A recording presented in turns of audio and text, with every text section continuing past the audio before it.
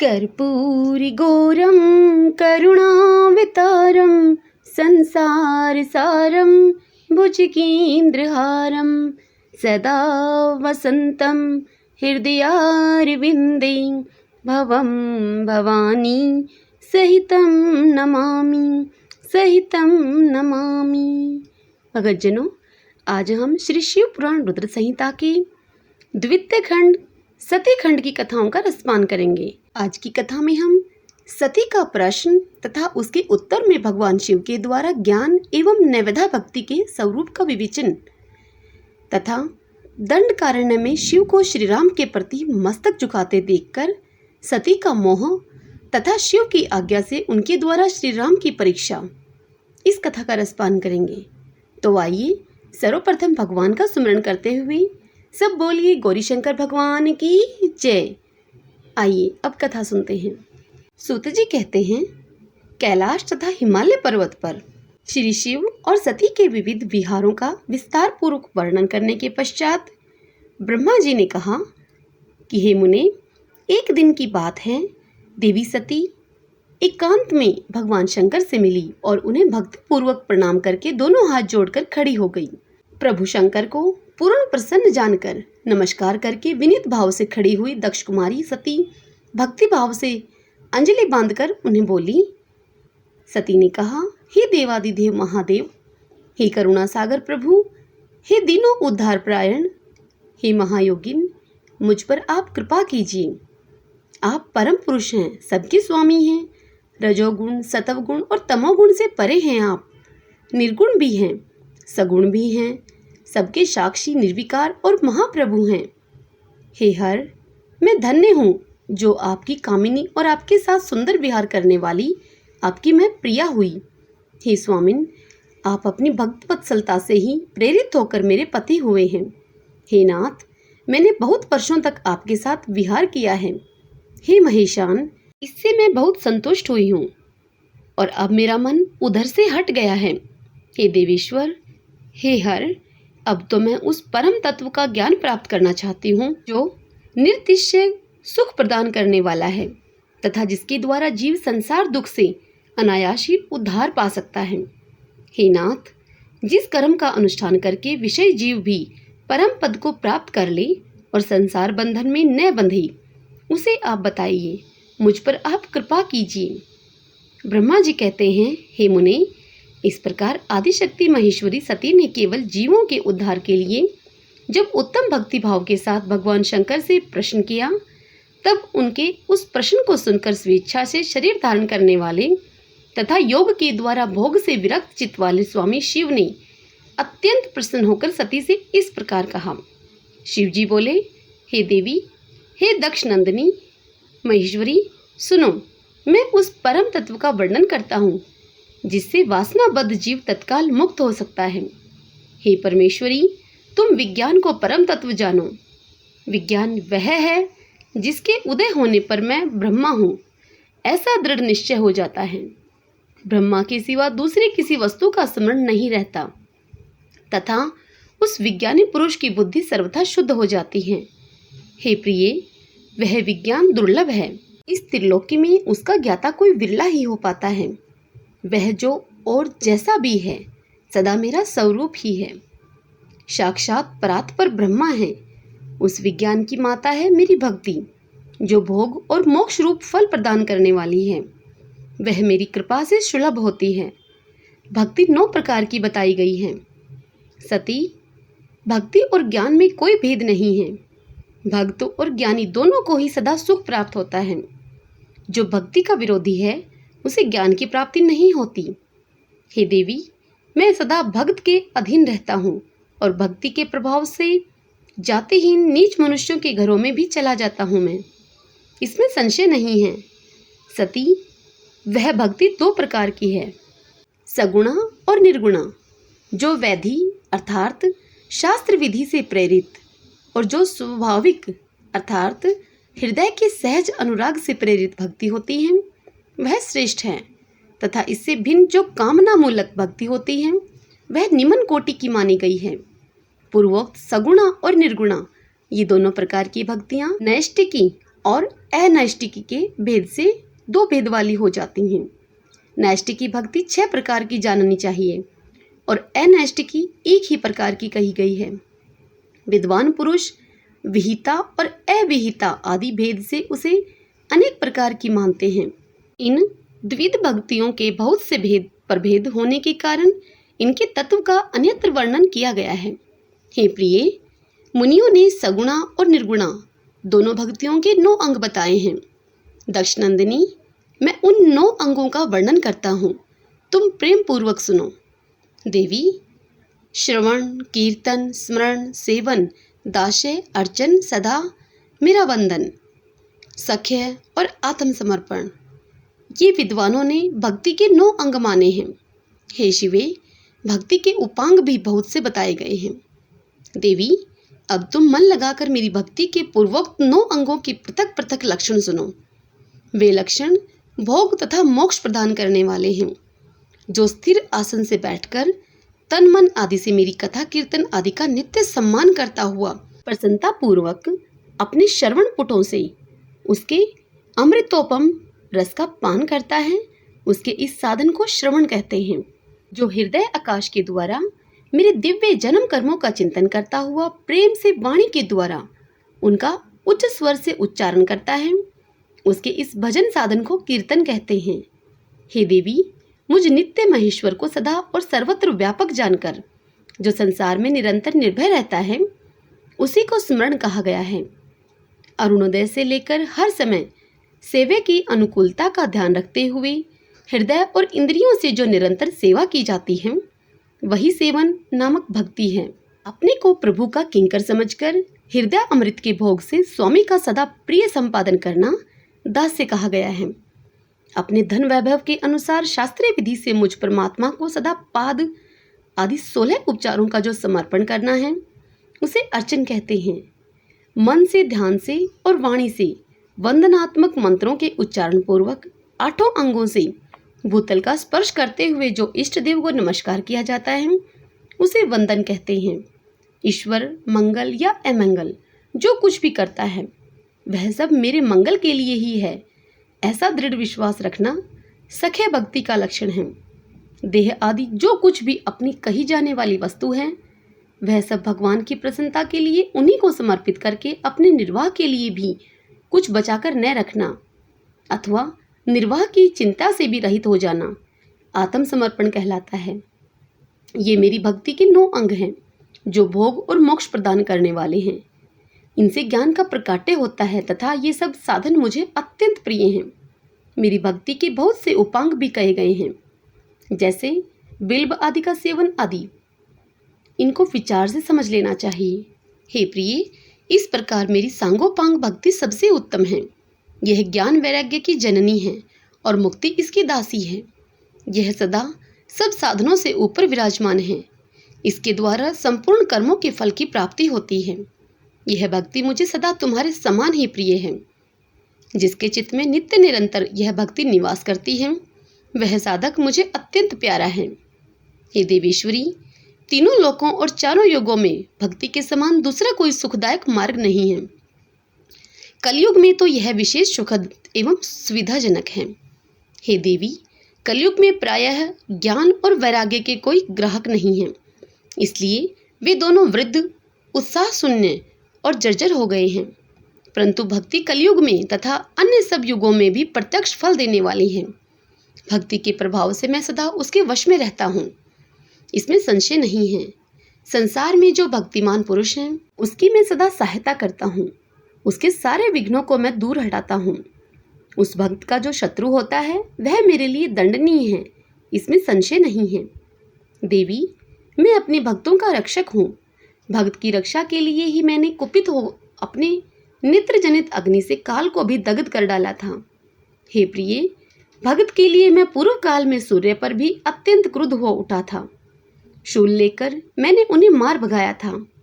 हे देवी, भक्त के लिए मैंने सैन्य सहित रावण को भी क्रोधपूर्वक त्याग दिया और उसके प्रति कोई पक्षपात नहीं किया।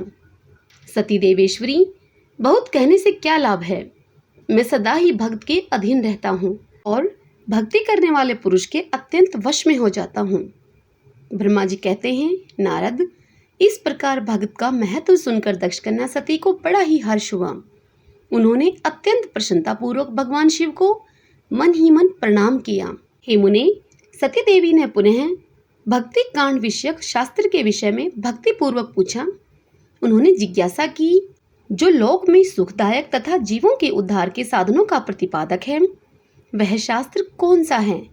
उन्होंने यंत्र मंत्र शास्त्र, उसके महात्म्य तथा अन्य जीवों उद्धारक धर्ममय साधनों के विषय में विशेष रूप से जानने की इच्छा प्रकट की। सती के इस प्रश्न को सुनकर शंकर जी के मन में बड़ी ही प्रसन्नता हुई। उन्होंने जीवों के उद्धार के लिए सब शास्त्रों का प्रेम पूर्वक वर्णन किया। महेश्वर ने 5 अंगों सहित तंत्र शास्त्र, यंत्र शास्त्र तथा भिन्न भिन्न देवेश्वरों की महिमा का वर्णन किया। मुनीश्वर इतिहास कथा सहित उन देवताओं के भक्तों की महिमा का, वर्णाश्रम धर्मों का तथा राजधर्मों का भी निरूपण किया। पुत्र और स्त्री के धर्म की महिमा का, कभी नष्ट न होने वाले वर्णाश्रम धर्म का और जीवों को सुख देने वाले वैदिक शास्त्र और ज्योतिष शास्त्र का भी वर्णन किया। महेश्वर ने कृपा करके उत्तम सामुद्रिक शास्त्र का तथा और भी बहुत से शास्त्रों का तत्वतः वर्णन किया। इस प्रकार लोक उपकार करने के लिए सद्गुण संपन्न शरीर धारण करने वाले त्रिलोक सुखदायक और सर्वज्ञ सतीशिव हिमालय के कैलाश शिखर पर तथा अन्य स्थानों में नाना प्रकार की लीलाएं करते थे। वे दोनों दंपति साक्षात परब्रह्म स्वरूप हैं। नारद जी बोले, हे ब्रह्मा, हे विधे, हे प्रजानाथ, हे महाप्राग, हे दयानिधे, आपने भगवान शंकर तथा देवी सती के मंगलकारी सुयश का श्रवण कराया है। अब इस समय पुनः प्रेम पूर्वक उनके उत्तम यश का वर्णन कीजिए। उन शिव दंपति ने वहां रहकर कौन सा चरित्र किया था? तब ब्रह्मा जी ने कहा कि हे मुने, तुम मुझसे सती और शिव के चरित्र का प्रेम से श्रवण करो। वे दोनों दंपति वहां लौकिक की गति का आश्रय लेकर नित्य निरंतर क्रीड़ा किया करते थे। तदंतर महादेवी सती को अपने पति शंकर का वियोग प्राप्त हुआ। ऐसा कुछ श्रेष्ठ बुद्धि वाले विद्वानों का कथन है।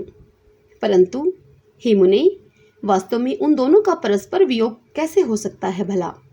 क्योंकि वे दोनों वाणी और अर्थक के समान एक दूसरे से सदा मिले जुले हैं, शक्ति और शक्तिमान हैं तथा चित्त स्वरूप हैं। फिर भी उनमें लीला विषयक रुचि होने के कारण वह सब कुछ संगठित हो सकता है।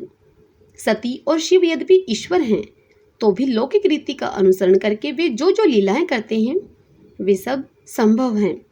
दक्ष कन्या सती ने जब देखा कि मेरे पति ने मुझे त्याग दिया है, तब वे अपने पिता दक्ष के यज्ञ में गई और वहां भगवान शंकर का अनादर देखकर उन्होंने अपने शरीर को त्याग दिया।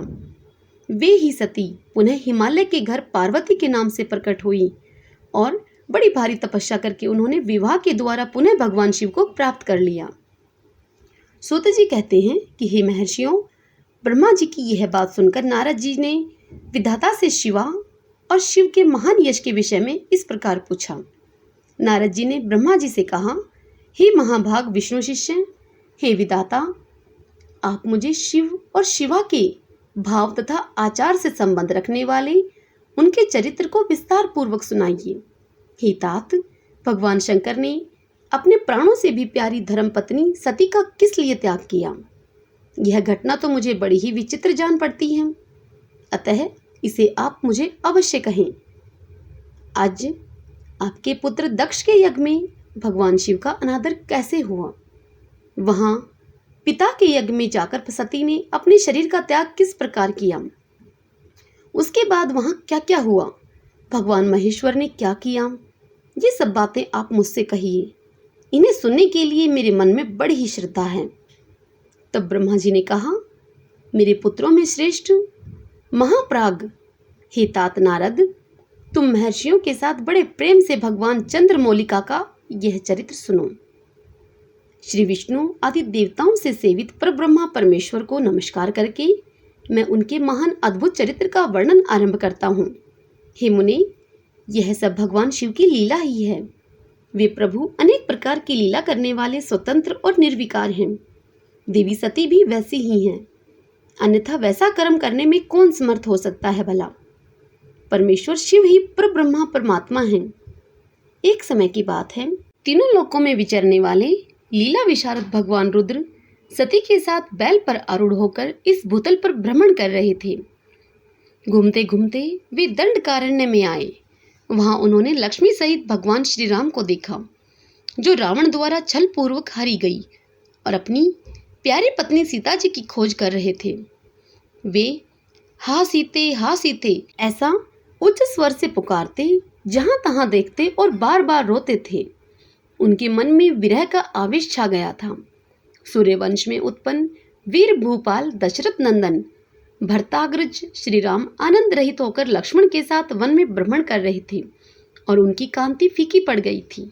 उस समय उद्धार चेता पूर्ण काम भगवान शंकर ने बड़ी प्रसन्नता के साथ उन्हें प्रणाम किया और जय जयकार करके वे दूसरी ओर चल दिए। भक्तवत्सल शंकर ने उस वन में श्री राम के सामने अपने को प्रकट नहीं किया। भगवान शिव की मोह में डालने वाली ऐसी लीला देखकर सती को बड़ा ही विस्मय हुआ। वे अपनी माया से मोहित होकर उनसे इस प्रकार बोली। सती ने कहा, हे देवादिदेव सर्वेश, पर ब्रह्मा परमेश्वर, ब्रह्मा विष्णु आदि सब देवता आपकी ही सदा सेवा करते हैं।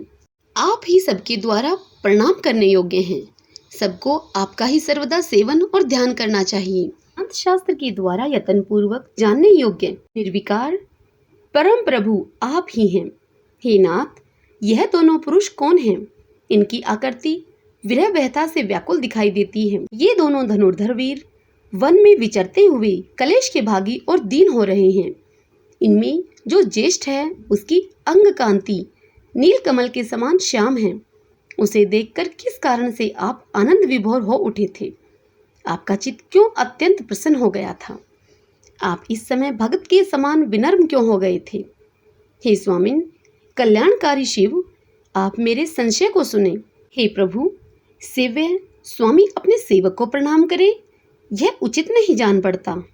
ब्रह्मा जी कहते हैं, हे नारद, कल्याणमयी परमेश्वरी आदिशक्ति सती देवी ने शिव की माया के वशीभूत होकर जब भगवान शिव से इस प्रकार प्रश्न किया, तब सती की वह बात सुनकर लीला विशारद परमेश्वर शंकर हंसकर उनसे इस प्रकार बोले। परमेश्वर शंकर ने कहा कि हे देवी सुनो, मैं प्रसन्नता पूर्वक यथार्थ बात कहता हूँ, इसमें छल नहीं है। वरदान के प्रभाव से ही मैंने इन्हें आदरपूर्वक प्रणाम किया है। हे प्रिय, ये दोनों भाई वीरों के द्वारा सम्मानित हैं। इनके नाम हैं श्री राम और लक्ष्मण। इनका प्रकाट्य सूर्यवंश में हुआ है। ये दोनों राजा दशरथ के विद्वान पुत्र हैं। इनमें जो गोरे रंग के छोटे बंधु हैं, वे साक्षात शेष के अंश हैं। उनका नाम लक्ष्मण है। इनके बड़े भैया का नाम श्री राम है। इनके रूप में भगवान विष्णु ही अपने संपूर्ण अंश से प्रकट हुए हैं। उपद्रव इनसे दूर ही रहते हैं। ये साधु पुरुषों की रक्षा और हम लोगों के कल्याण के लिए इस पृथ्वी पर अवतीर्ण हुए हैं। ऐसा कहकर सृष्टिकर्ता भगवान शंभु चुप हो गए। भगवान शिव की ऐसी बात सुनकर भी सती के मन को इस बात पर विश्वास नहीं हुआ। क्यों न हो, भगवान शिव की माया बड़ी प्रबल है। वह संपूर्ण त्रिलोकी को मोह में डाल देने वाली है। सती के मन में मेरी बात पर विश्वास नहीं है। यह जानकर लीला विशारद प्रभु सनातन शंभु इस प्रकार बोले।